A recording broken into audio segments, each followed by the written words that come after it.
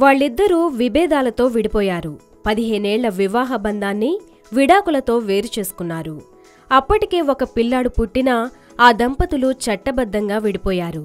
మరి అంతవరకు వచ్చినా వాళ్ళిద్దరూ ఒకే ఇంట్లో కలిసున్నారు. మరి అదే విచిత్రం అనుకుంటే ఈ క్రమంలో ఆమెకు మరో వ్యక్తి పరిచయమయ్యాడు.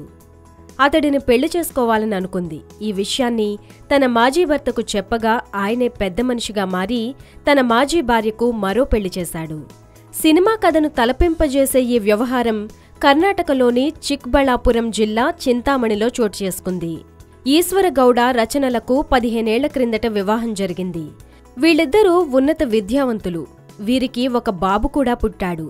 అయితే విభేదాలతో వీరు ఇటీవల విడాకులు తీసుకున్నారు. అయితే విడిపోయాక కూడా వీళ్ళిద్దరూ ఒకే ఇంట్లో కలిసి ఉండసాగారు. ఈ క్రమంలో రచనకు మంజునాథ్ అనే వ్యక్తితో పరిచయమైంది. అతడు ఒక స్కూల్ బస్సు డ్రైవర్. ఆమె అతడిని వివాహం చేసుకోవాలని అనుకుంది. ఈ విషయం ఆ వ్యక్తికి చెప్పింది. అలాగే తన మాజీ భర్తకు కూడా విషయాన్ని వివరించింది.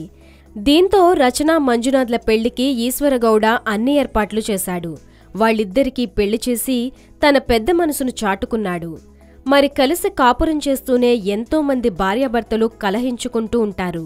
కానీ రచన ఈశ్వరగౌడలో విడాకుల అనంతరం కలిసి ఉండడం, ఆమె రెండో పెళ్లికి మాజీ భర్తే పెద్ద మనిషి కావడం నిజంగా విశేషమైన విషయాలే.